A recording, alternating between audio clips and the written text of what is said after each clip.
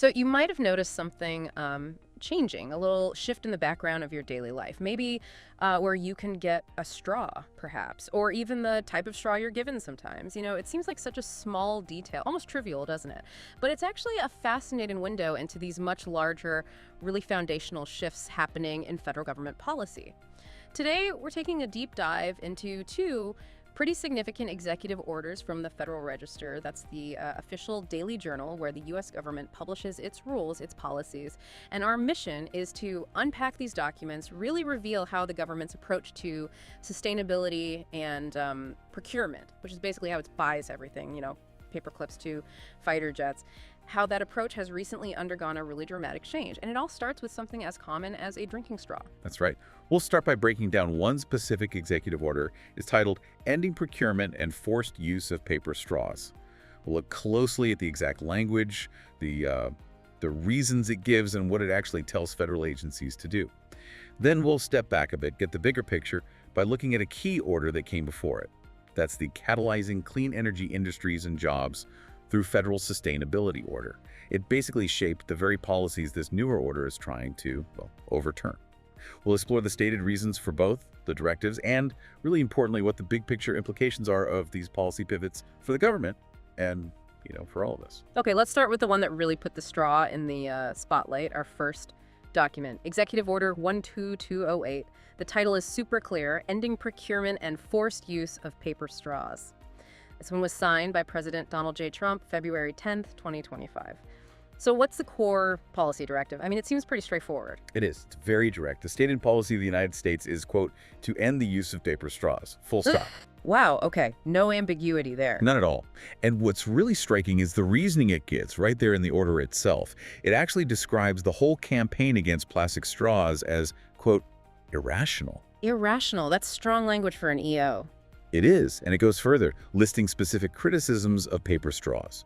It calls them non-functional, claims they use chemicals that may carry risks to human health, says they're more expensive to produce than plastic straws, and even that, people often force users to use multiple straws just to finish a drink. Right. So it's building a case against them point by point. Exactly. It's not just a policy change, it's laying out a counter-argument. And then there's that detail about the packaging. Ah, yes. That's quite something. It points out that paper straws sometimes come individually wrapped in plastic. And the order says this undermines the environmental argument for their use. That feels almost rhetorical, doesn't it? Including that specific point. It certainly does. It really underscores the order's intent, which seems to be dismantling the whole logic behind the push for paper straws in the first place. Okay, so that's the policy and the reasoning. What does this mean practically for federal agencies? What are they told to do? Well, the order is very clear on that too. It directs the heads of all executive departments and agencies to take all appropriate action to eliminate the procurement of paper straws. So stop buying them. Okay. And also, otherwise ensure that paper straws are no longer provided within agency buildings. Ah, so it's two things. Don't buy them and don't hand them out inside federal facilities. Precisely. It covers both procurement and provision. Does it stop there, though? Just inside government buildings? Or is the aim broader? That's a really key question. And the order makes it clear it's aiming for a much wider impact. It actually mandates that within 45 days of signing, the Assistant to the President for Domestic Policy, working with other agencies, has to issue a national strategy to end the use of paper straws. A national strategy. Okay, what's that supposed to cover? It targets three main areas, pushing this policy well beyond just, say, federal cafeterias. Right. First, it wants the elimination of all policies within the executive branch that were designed to disfavor plastic straws. Basically, undo any internal anti-plastic straw rules. Okay, internal cleanup first. What else? Second, it directs a review of contract policies and terms with entities, including states, that ban or penalize plastic straw purchase or use. Whoa, so that's looking at contracts with states or others who do ban plastic straws. That sounds like trying to influence policy outside the federal government itself. It certainly points that way, doesn't it? Yeah. Using the leverage of federal contracts. And third, it calls for exploring all other available tools to achieve the policy of this order nationwide. All other available tools. That sounds pretty broad. Like they really want this to be a nationwide shift away from paper straws. The language definitely signals a very broad ambition, yes, to influence things well beyond direct federal control. Okay, so we have this very clear, very direct order from early 2025. And paper straws, promote plastic ones, even try to influence states. But like you said, this didn't just appear out of thin air. Not at all. It explicitly references and seems designed to counteract an earlier directive, right? Exactly. It's working against Executive Order 14057, titled Catalyzing Clean Energy Industries and Jobs Through Federal Sustainability. Right. Let's rewind a bit then. That one was signed December 8th, 2021 by President Joseph R. Biden Jr. Correct. And if we look at EO 14057, it was a really comprehensive, sweeping order. Its whole focus was on reestablishing the federal government as a leader in sustainability, tackling climate change head-on. What were its main goals? Well, the big stated policy was for the government to lead by example. It set these huge goals, aiming for a carbon pollution-free electricity sector by 2035 and getting the entire U.S. economy to net zero emissions by 2050 at the latest. So really ambitious economy-wide targets. Absolutely. It envisioned a fundamental transformation of how the government itself operated and how it used its influence. And I assume it wasn't just about electricity and maybe like electric vehicles. Did it get into things like waste and buying stuff? Oh, definitely. That's crucial here. It had broad goals that directly hit on waste management and procurement practices. Okay, so that's where something like a paper straw mandate might have come from originally. Precisely. Among its government-wide goals, EO 14057 specifically included achieving net zero emissions from federal procurement. Net zero procurement. So everything the government buys should eventually be carbon neutral. That was the aim. And alongside that, a really strong emphasis on reducing waste and pollution.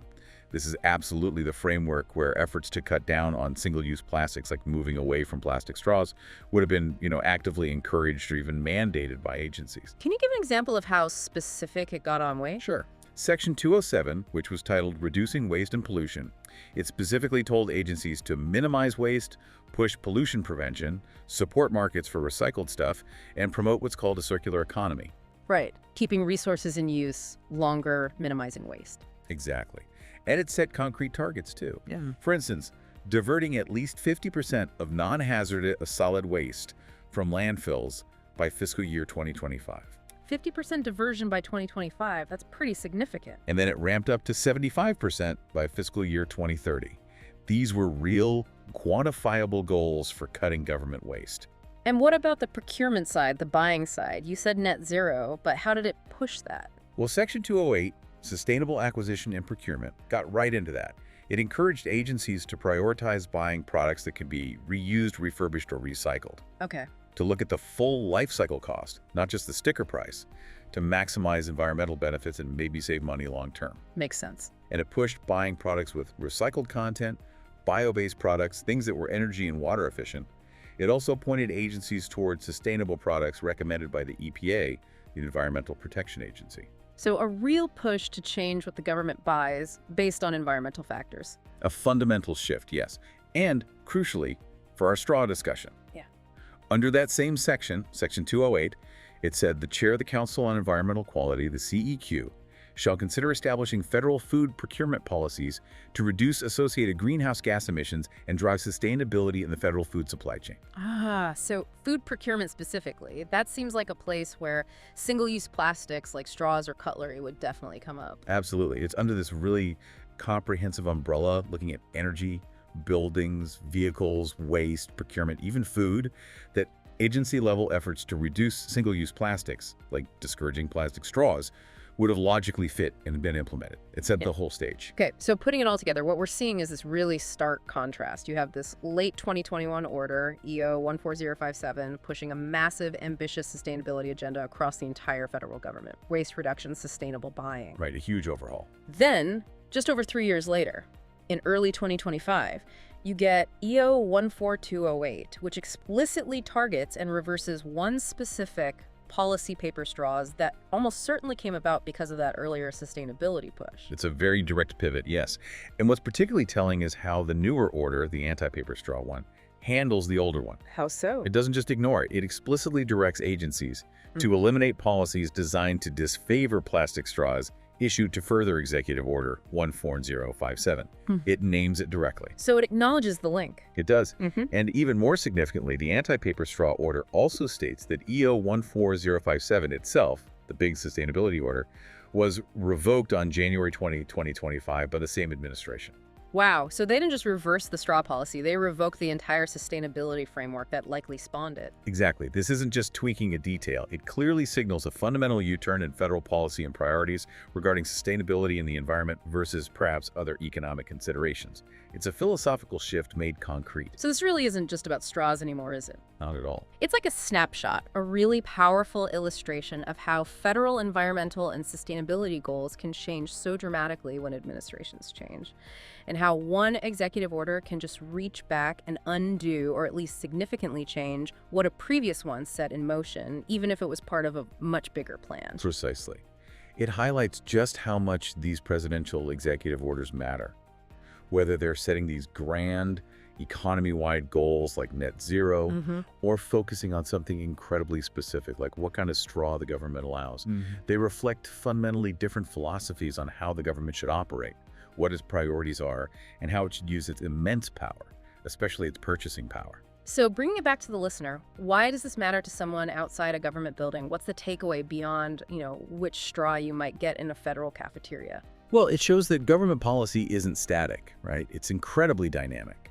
And these executive orders are really potent tools for shaping it, often very quickly. And their impact isn't just internal to the government. They don't just affect what agencies buy or how they run their buildings. They send signals outwards. Huge signals to entire industries, to businesses that hold government contracts, which is a massive part of the economy. And even down to state and local governments who might look to the federal government for cues or funding or policy alignment. I see. So it's this vivid example of how even a seemingly tiny detail of federal procurement, like the straw issue, can actually reflect these large-scale shifts in national policy direction. It tells you something about the underlying philosophy guiding the government at that moment, and those shifts can have ripple effects everywhere. That's quite a deep dive we've taken. From these huge, ambitious net zero targets all the way down to a specific policy on paper straws. It really shows how these executive orders weave the fabric of federal operations and reflect those shifting national priorities you mentioned. Indeed. And I think that leaves us with a really interesting, maybe provocative thought to consider. As these policy priorities inevitably keep evolving, different administrations having different goals, how might future leaders try to reconcile the, let's say, practicalities or the perceived drawbacks of certain environmental solutions, like maybe paper straws feeling flimsy? How do they balance that with those big overarching sustainability goals? And what does that balancing act ultimately mean for the choices and the products we encounter every single day? Definitely something to ponder as you sip your next beverage, regardless of the straw situation. Thanks for joining us on this deep dive.